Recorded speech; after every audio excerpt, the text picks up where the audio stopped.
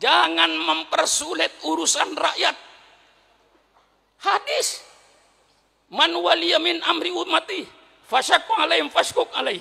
Barang siapa yang memegang pimpinan urusan umatku, dia mempersulit urusan umatku, maka dia nanti akan dipersulit oleh Allah di padang mahsyar. Maka ketua RT, ketua RW, lurah, camat, bupati, wali kota, gubernur, presiden, menteri, jangan mempersulit urusan rakyat. Tegas saya, tangkap aja. Saya sudah umur 82 tahun tuh. Di penjara tinggal wirid aja. Lah iya. Saya sudah nggak ada apa-apa sekarang Pak Faibul. Nggak usah curiga dengan Sukron Makmun. Walaupun saya nanti aktif di NU, jangan curiga. Jangan curiga. Mau jadi menteri sudah ketuaan. Mau jadi DPR sudah ketuaan. Tidak ada yang ada depan saya kecuali kuburan. Di depan saya kuburan. Jabatan sudah nggak ada, sudah lewat semuanya itu. Kalau saya masih umur 60 tahun, sampean boleh curiga saya, takut disaingi jabatannya. Takut berebut menteri, tidak bakalan sekarang sudah sampean mau jadi menteri, jadi menteri aja. Saya sudah lihat kuburan situ tuh. Nggak usah curiga. Ini umur sudah umur tambahan.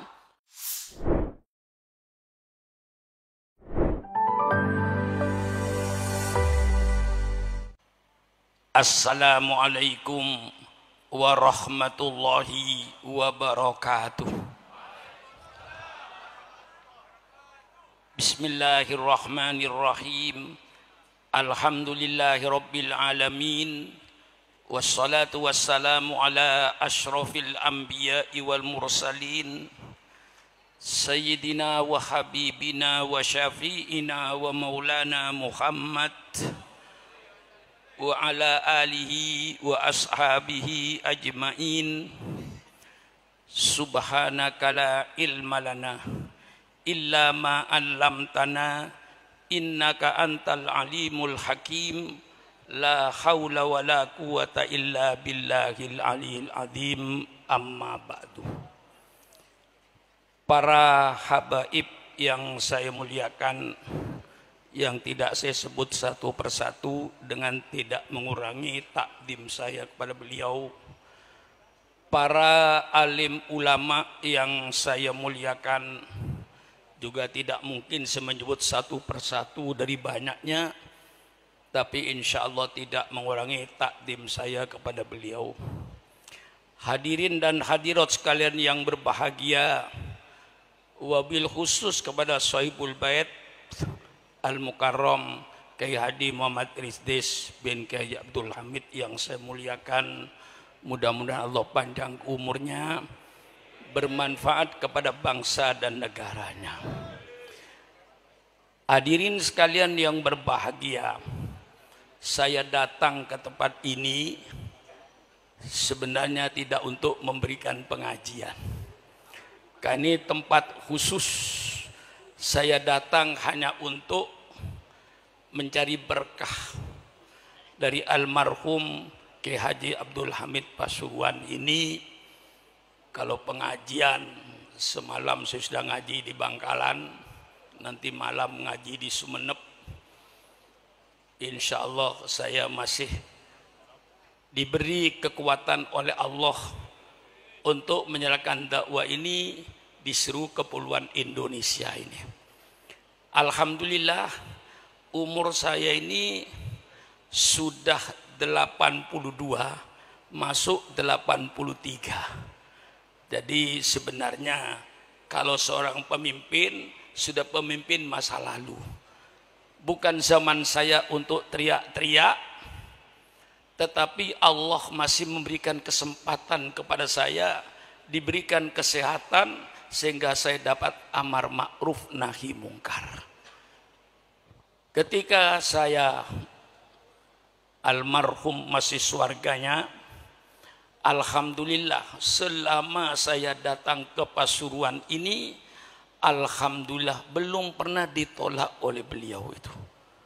Walaupun beliau kadang-kadang sedang sakit menolak tamu, Tapi giliran saya, alhamdulillah, pernah beliau temui saya di tempat tidur, disuruh masuk ke tempat tidurnya, bicaralah di situ di sana.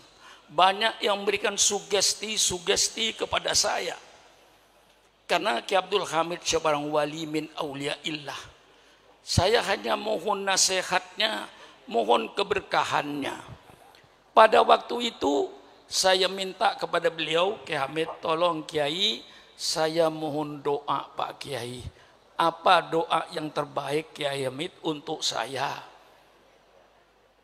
Dan berikanlah kepada saya wirid Pak Kiai, wirid apa yang terbaik? Apa jawab beliau kepada saya? Wiridnya Ustadz sudah bagus. Kalau ada undangan jangan ditolak. Dan ini pesan beliau, jangan milih-milih undangan. Itu yang saya pegang. Sehingga di Jakarta saya disebut Kiai Kaku. Diundang menteri kadang-kadang saya nggak datang. Diundang gubernur saya tidak datang. Karena ada undangan di RT. Di musola kecil yang sudah bulanan mengundang saya. Nggak tega saya, hari hanya saya menggagalkan itu. Saya mempunyai pendirian dari Kiai Hamid, jangan mengecewakan orang. Jadi kalau udah undangan, sudah ditulis, jangan sampai dibatalkan, jangan milih-milih undangan. Satu ketika saya diundang orang besar, tidak saya sebutkan, untuk meresmikan satu pabrik dengan 17 Agustus, saya kasihkan sama ajudannya ini, tolong, ini agenda saya. Kalau kosong, saya datang. Oh ada Pak Kiai isi, tapi di musola di Cirebon. Apa tidak bisa dibatalkan? Saya jawab, seandainya Anda jadi pengurus musola ini, sudah ngundang saya setengah tahun, sudah saya tentukan waktunya. Ketika waktunya ditentukan saya batalkan, ketahuan saya pidato di tempat lain. Bagaimana perasaan saudara? Ukur sama perasaannya. Ini ajaran yang diberikan Kiai Hamid kepada saya. Sehingga saya kaku. Bukan kaku apa? Diundang menteri pun saya tolak. Undang gubernur, tolak. Karena pesan Kiai Hamid, jangan milih-milih undangan. Ini senjata yang saya pakai. Kemudian saya minta lagi sama Kiai Hamid, Kiai, saya ini ilmu masih jauh Kiai, mohon doanya Kiai. Dan juga saya banyak membangun Kiai, perlu dana, perlu bantuan. Subhanallah, jawabannya menyejukkan sama saya. Sudahlah Ustadz Sukron, lek wis wayahe ilmuni tugi piyambak. Ini kayak wirid bagi saya ini. Kalau dana gimana Kiai? Dana pun bangun yang berani. Gak usah menggantungkan pada manusia. Gantungkan saja kepada Allah. Lek wis wayahi tugi piyambak. Saya jadikan wirid. Walaupun saya nggak pegang duit, bangun, letakkan batu pertama. Dengan baca Fatihah kepada almarhum Kiai Hamid, pokoknya sampean Daud lek wis wayahe tuki piyambak, lek wis wayahe tuki piyambak, lek wis wayahe tuki piyambak. Jadi wirid bagi saya ini. Sering saya pidato di mana-mana, lek wis wayahe tuki piyambak. Bukan bahasa Arab lagi. Wiridnya bahasa Jawa. Padahal saya bukan orang Jawa. Tapi saya jadikan wirid. Bangun. Alhamdulillah berkah dorongan almarhum, saya berani membangun. Barangkali alhamdulillah pondok pesantren saya di tengah-tengah kota, di kota Jakarta, kalau tidak karena keberkahan ulama dan para habaib, tidak mungkin Syukuran Makmun akan menepi tanah 3,5 hektar di ibu kota. Siapa yang punya tanah 3,5 hektar di ibu kota? Tolong carikan. Tidak ada. Pondok pesantren Doromanu 3,5 hektar di Jakarta Selatan. Kalau tidak berkahnya para ulama, tidak berkahnya para habaib, Ini yang saya mantep. Jadi setiap saya membangun, gak saya mikirkan duit, urusan belakang. Beli batu 1 truk, beli pasir, beli semen, letakkan batu pertama. Pokoknya saya yakin, lek wis wayai, insya Allah almarhum mendengar perkataan saya ini. Ini saya pegang, hanya pegang lek wis wayai.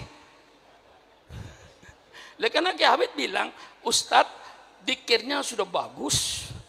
Dikir apa? Kiai, lek wonten undangan jangan ditolak, jangan milih-milih undangan. Lek boten wonten undangan sampean ngaos dari kalian santri-santrinya. Itu saya pegang teguh. Perkataan Kiai Hamid itu, dan itu yang membangkitkan saya. Tidak takut saya sampai sekarang. Barangkali kalau datang ke Jakarta, ya Pak, sedang membangun saya gedung, panjangnya 72 meter, lebarnya 35 meter tanpa tiang. Kok berani? Lek wes waya itu kipiambak, Pak. Apalagi kalau nanti giliran pasang keramik, datang keramik. Giliran pasang kap di atas, datang kap. Belum pernah terlambat. Ini keyakinan saya, tawassul saya ini. Dengan Fatihah kepada almarhum, terus saya semangat, lek wes waya itu kipiambak. Nah, ini saudara-saudara, alhamdulillah saya belum pernah datang ke Pasuruan dalam keadaan Kiai Hamid sakit bagaimanapun saya masih dipanggil. Beliau di tempat tidurnya, saya di bawah. Saya sering minta nasihat kepada beliau, dan itu yang saya pegang. Maka sampai sekarang saya diundang di RT pun, musola di bawah jembatan pun saya datangi. Karena pesan Kiai Hamid, jangan didatangi. Kalau undangan gubernur didatangi, undangan menteri didatangi, undangan musola di tepi sungai dicoret. Ini kiai kurang ajar ini sebenarnya.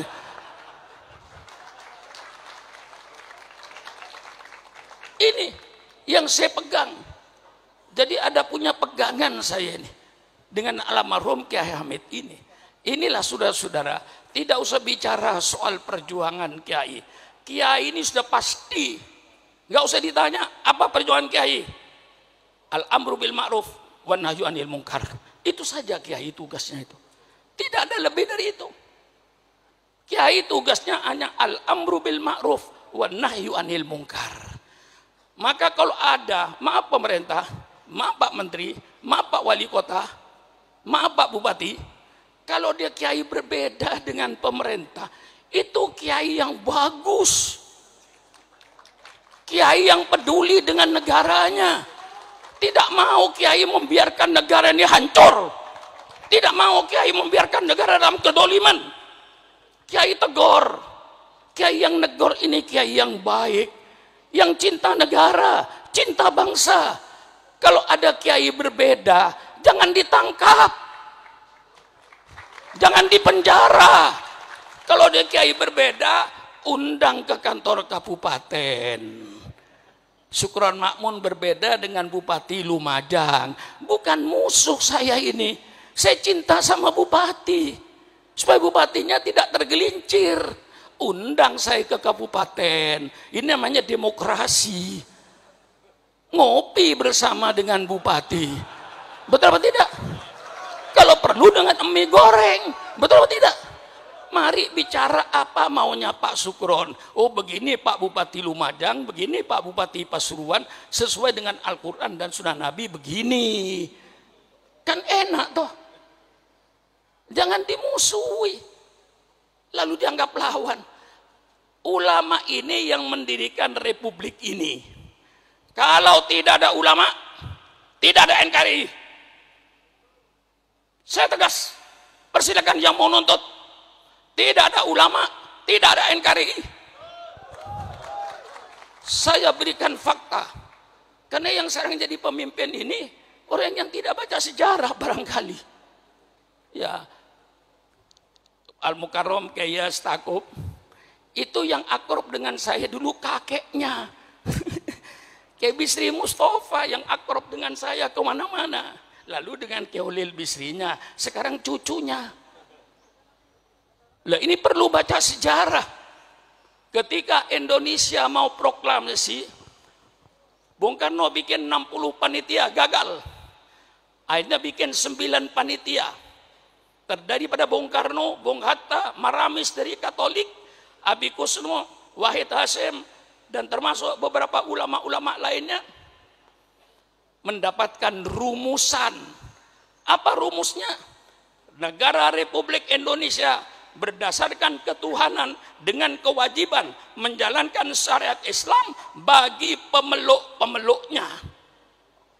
Bagi luar Islam tidak usah menjalankan syariat Islam, bagi pemeluknya.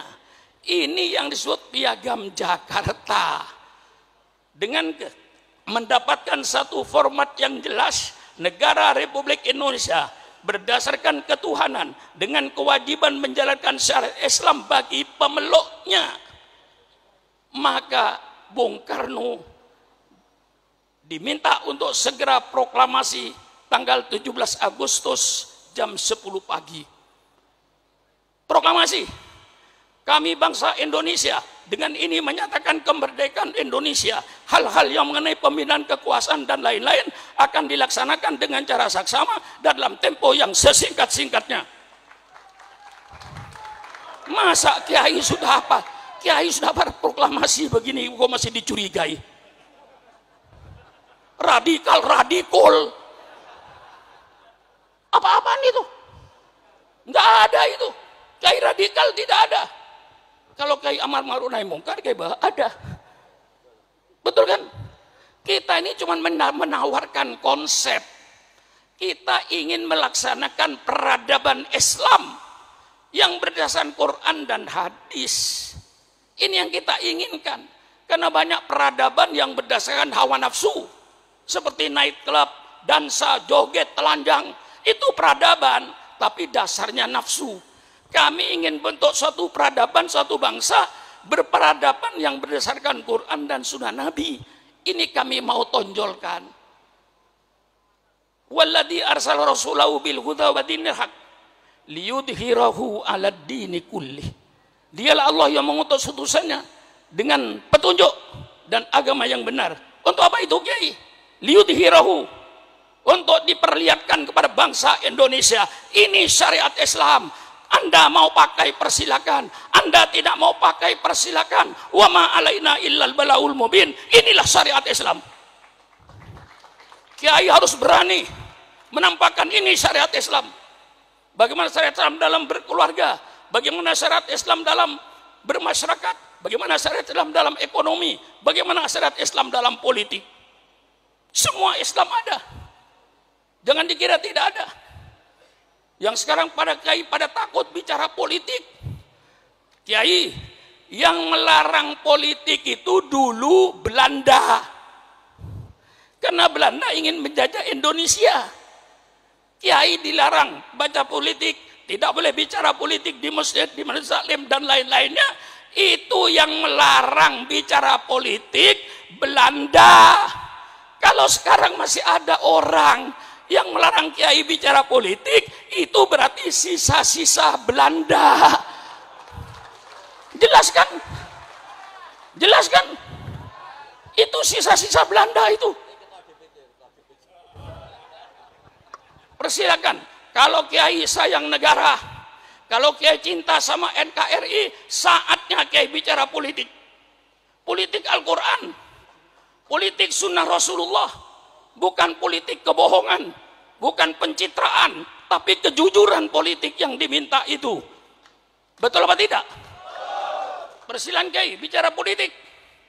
Politik Al-Quran, bicara politik, politik sunnah Rasulullah.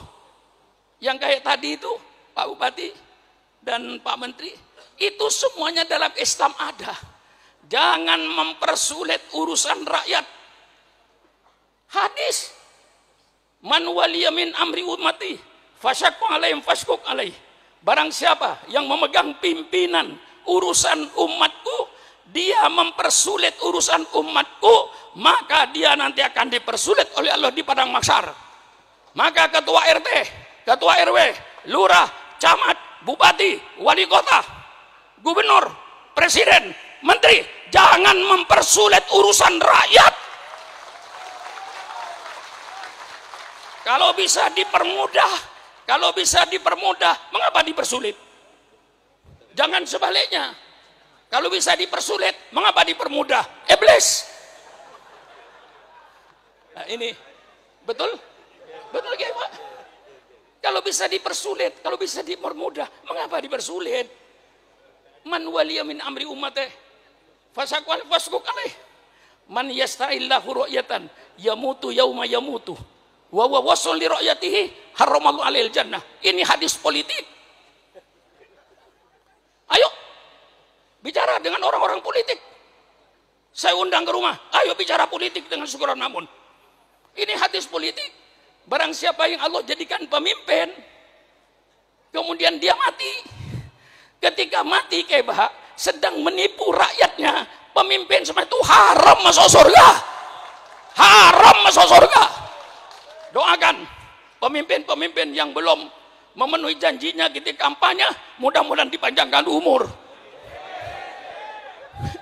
Betul apa tidak?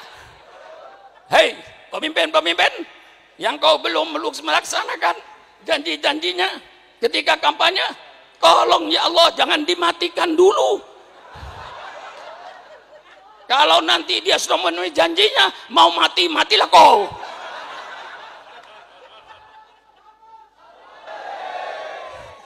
Kurang apa saya ini?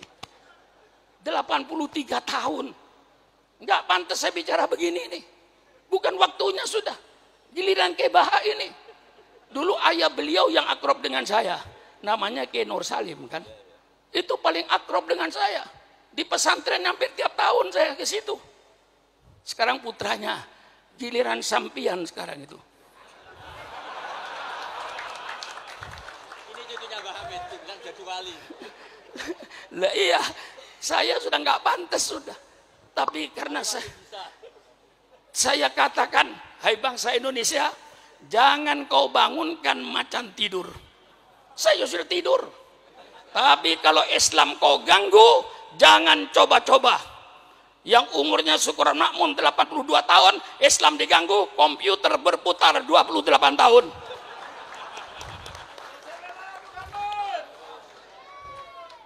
Betul? Betul. Lah kalau saudara ingin tahu, pemerintah, terus terang aja, Syukron Makmun, ketua RT, ketua RW, lurah, camat, sampai bupati, sampai presiden, semua yang ada ini tidak ikut berjasa dalam NKRI itu. Yang berjasa dalam NKRI itu siapa? Yang di kuburan itu. Kita cuma pandai makan jasa. Bapak Haji saya pandai makan jasa. Jangan hanya pandai makan jasa, tapi kau harus pandai pula berjasa.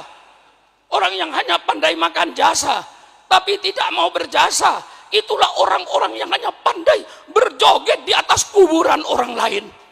Jangan kau berjoget di atas kuburan orang lain. Betul atau tidak? Mari kita berjasa. Sudah pemilihan umum, biayanya mahal, 100 triliun lebih, dipilih oleh rakyat, digaji oleh rakyat, gajinya 60 juta ke atas. Kok yo tego? Sudah gajinya gede kok yo tego masih nyolong duit rakyat. Itu kemana perasaannya? Sudah tidak ikut berjasa. Yang berjasa pahlawan itu. Maka kalau pemerintah ingin tahu kontribusi umat Islam terhadap NKRI, saya katakan pemerintah, kalau pemerintah ingin tahu tentang bantuan umat Islam terhadap NKRI, tolong pemerintah adakan sensus kuburan. Loh, betul kan? Sensus kuburan. Tiap kabupaten ada teman pahlawan kan? Pasuruan ada, Probolinggo ada, Sidoarjo ada, Mojokerto ada, taman pahlawan.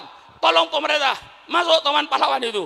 Sensus, siapa nama, agama apa, siapa nama, agama apa, siapa nama, agama apa, siapa nama, agama apa. 99% darahnya umat Islam untuk NKRI.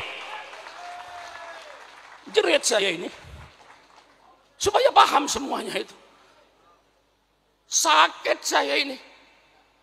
Maka walaupun sakit-sakit, nggak bisa jalan, masih saya paksa. Soalnya Kiai Idris ketemu saya di kuburan Kiai Hamid. Ketika saya takziah ke kuburan, tolong Kiai nanti maulid kalau bisa datang usahakan iya. Nah, ya sudah, saya sudah mau berhenti juga.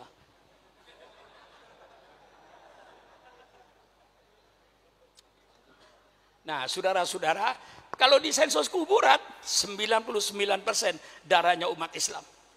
Tadi yang saya katakan kalau tidak karena ulama nggak ada NKRI. Jam 10 pagi proklamasi Bung Karno. Jam 3 sore Angkatan Laut Jepang datang kepada Bung Hatta. Dia bilang kalau 7 kata ini tidak dicoret, Indonesia Timur tidak ikut. Subhanallah. Pagi proklamasi jam 3 Pak Saiful mau pecah Indonesia ini. Ya saya kenal betul dengan dia. Sama-sama NU-nya kok. Saya sejak dulu NU, tapi NU dulu. Tapi rupanya kembali ke NU dulu dia. Kalau NU dulu sama dengan saya. Apa? Ya. Kalau NU yang macam-macam, ya tunggu dulu. Betul atau tidak? Kalau NU, ya ini sudah saya tahu dia kembali kok. Selalu merayu saya kok. Ke pesantren saya berkali-kali itu menunjukkan tanda rujuk itu ya. Iya, soal kelahian Pak Saiful ngerayu itu urusan dia lah, tapi yang jelas berhasil dia kok. Sampai saya bilang, tolong kalau betul Habib Taufik datangkan betul loh dia itu. Iya, yang saya minta tembus sambian loh. Jangan dikira. Nggak ngomong dia. Baru ngerayu. Ya, pokoknya urusan ngerayu kasih dia lah. Nah ini saudara, jam 3 sore Angkatan Laut Jepang itu datang menghadap Bung Hatta. Kalau ini tidak dicabut, kami Indonesia Timur tidak ikut. Berarti waktu ada Republik Indonesia Timur, ada Republik Indonesia Barat. Tanggal 18, Bung Hatta kumpulkan lagi. Minus Pak Wahid Hasyim karena pulang ke Indonesia diganti dengan seorang ulama dari Sumatera. Perdebatan terjadi. Kata satu tidak bisa, ini sudah ditandatangani. Kata satu gimana? Nah nanti kalau pecah Indonesia ini dengan lapang dada wahai bangsa Indonesia dari Sabang sampai Merauke. Kalau tidak karena lapang dadanya para tokoh Islam waktu itu, NKRI tidak ada. Tegas saya. Tangkap aja. Saya sudah umur 82 tahun loh. Di penjara tinggal wirid aja. Lah iya. Saya sudah nggak ada apa-apa sekarang Pak Faibul. Nggak usah curiga dengan Sukron Makmun. Walaupun saya nanti aktif di NU, jangan curiga. Jangan curiga. Mau jadi menteri sudah ketuaan. Mau jadi DPR sudah ketuaan. Tidak ada yang ada depan saya kecuali kuburan. Di depan saya kuburan.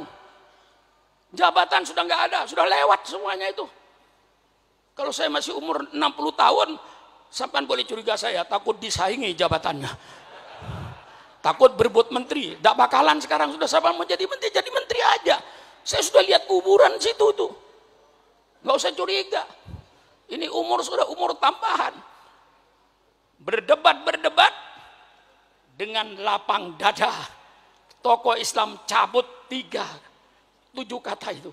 Dicabut itu. Dengan kewajiban menjalankan syariat Islam bagi pemeluknya, cabut, coret. Tapi ulama minta gantinya. Gantinya apa? Maha Esa, lebih mahal lagi. Secara akidah lebih mahal lagi. Maka berubahlah Pancasila tanggal 17 masih berbunyi negara Republik Indonesia berdasarkan ketuhanan, tidak ada Maha Esa berdasarkan ketuhanan dengan kewajiban menjalankan syariat Islam bagi pemeluknya. Tanggal 18 Agustus berubah.